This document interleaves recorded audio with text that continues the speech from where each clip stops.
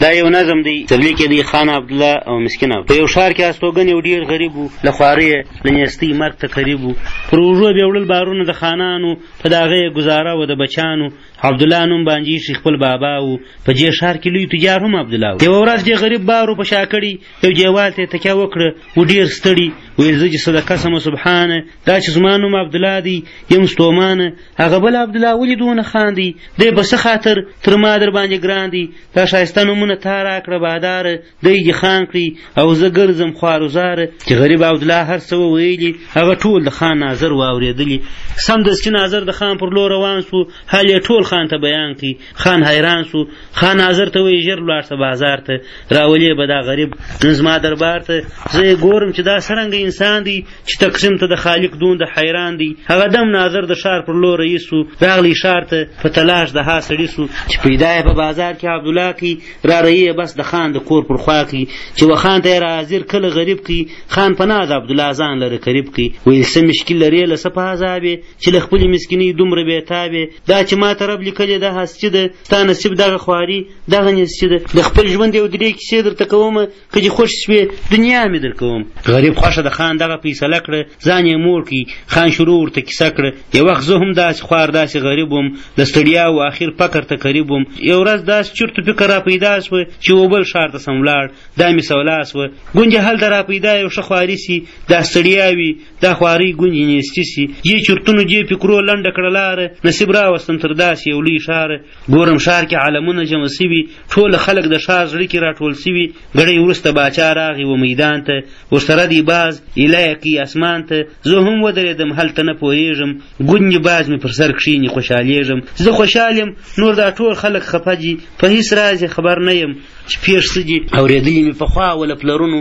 هم مې نقل هم مې ذهن کې څه پاته له نقلونو چې په کوم ښار کې مخلوق راجمع کېږي بعضې لکې باچا نه وی ټاکل کېږي چې دا هر چا پر سر باز کښېني باچا دی زما هماغسې دماغ دی خیال مې دا دی خو قرار مې له یې وکړه پوښتنه ولې ټول ښکاري خوابدي او غمجنه دې سړي راته شروع ټوله کیسه کړه چې له ما و هر څه پټ ده راښکاره کړه د دې باز دغه معنا دغه مفهوم دی د باچا ځان ته په کار د خوښۍ زوم دی ویل دې ښار کې یو بل رقم رواج دی ټول قانون مو د باچا سا پر مزاج دی چې کوردارو کې یو مړ سي او ښخېږي دا ژوندی به هم د مړه سره پټېږي چې هر څه یې درایي وي په وطن کې هغه ټول ورسره کښېږدي په کفن کې لا مې دا خبرې نه وې اورېدلي لا مې سمې ټولې نه وې فهمولي چې یو دم مې باز پر سر باندې راتاسو ټول خوشحال شول چې میدان په ګټه زما سو د باچا په امر باز بیا په هوا سو زما نصیب و بیرته زما پر سر راتاسو بس سبا شپه مې واده سو خوشحالي سوې راسهیر یا خبرې د نیستۍ شوې ورځ په ورځ ژوند د خوښۍ پر لور ستنېږي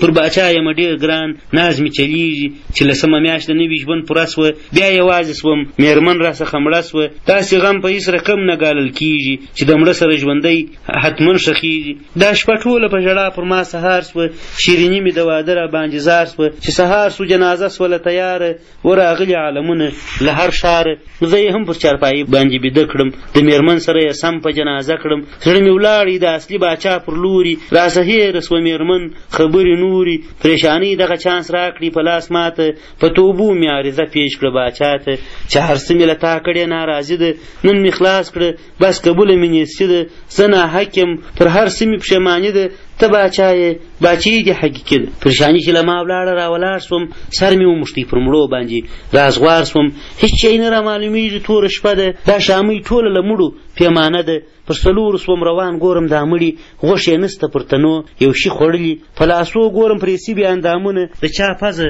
د چا غوږ د چا لاسونه را معلومه سوه چې نقشه د غاښو ده پوه سوم دغه لار مې اوس د خلاصېدو ده سر مې خلاص چې پرور د یو لوی حیوان دی دا خو هم پرې یوه لاره را روان دی په شامۍ کې ټوله مړه جوړه جوړه جي د مېرمنو سره زر هم ورسره جي لا مې ټوله مړي سم نه وکتلي چې په لاس راغله لکۍ د یو خروړي ما یې ونیول لکۍ ټینګه په لاس کې دی زورونه وایي مخ ته چې ځان خلاص کړي زه یې نه ایله کوم په ده خلاصېږم تر هغو چې بیخي نکې نکې کېږم که شوي مې په دې غار کې زورور دی که څه زوم غټ انسان دی زناور دی چې پر سترګو مې د امازې سر رڼا سوه نو مې خوشي کړی لکۍ لاره پیدا سوه چې له غار څخه راووتم د باندې یوه غاړه د دریاب د خاص مرغان دي د دریا پر غاړه کښېنستم ستومان یم اوس به ځم پر کومه لار حق کې حیران یم دلته شپه راباندې راغله څونه وخته ډېر مې زړه سو راته لږ له خپله بخته بېرته ولاړم په غار کې وشامۍ ته ځان مې ورساوه ځای د پردیسۍ ته بس سودا مې سوه چې زر به ټوله باسم له نیستۍ له خوارۍ ګونجې جلا سم ټوله غوټې مې راجمه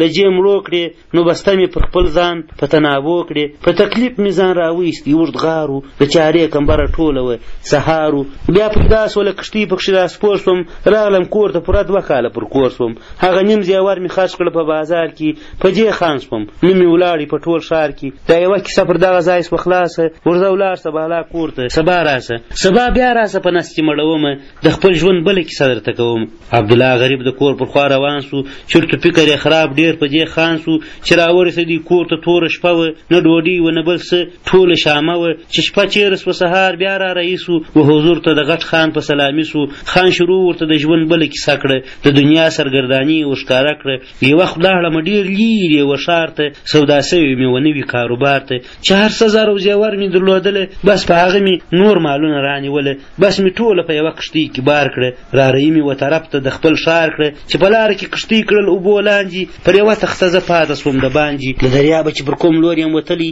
دغه ځای مې په خپل ژوند نه دی لیدلی جزیره وه بې مرغانو بل شی نه وو هر مرغه خاص په شکل د لیوو دا مرغان نه وه د غرونو ځناور وه تر ما 10 چنده په زور کې زورور وه راښکاره یو لوی مرغه سو په اسمان کې یکی دا و چې زما غوښې نوشي جان چې ده زما پر ملا منګولې ټینګولې ما یې دواړې پښې په لاس کې ونیولې د وزر په زور یې پورته کړم هوا ته له دې دښته یې پناه کړم بلې خوا ته د یو غره پر سر کرار تاکېږي چې مې پښې کله د غره سر ته رسېږي دواړې پښې مې کړې ورماتې په بیچلو ځان مې خلاص کړي د ظالم له دې منګولو له هغه ځایه پر پښو کور ته روان سوم هسچې ټوله سوه نیستي حقې حیران سوم راغلم کور ته چې خبره مې مېرمن سوه ټوله زما له دې سفره ګیلمن سوه دا 2مه کیسه هم سوه دلته خلاصه د 3مې اورېدو ته سبا راس چې مې څنګه دا دنیا د پیدا کړې ها کیسه به درته وکړمه ښاغلې عبدالله غریب خالق ته پته وبوسو نور بېزاره د کیسو له اورېدو سو چې زما په نصیب خدای دې څه لیکلي هغه ما په سر او سترګو دې منلي د هر چا چې تر ځان کښته ته نظر وي هره شپه بې خوشحالي ورځ بې اختر وي که هستي د کنیستي دواړې چیرېږي عاقلان به په هستي کله نازېږي که هوسا او که ستړی اخر درومې کامیابي او ناکامي به هلته مومې قناعت لو سرمایه د ښکلي ژوند ناراضي اخر انجام لري بې خونده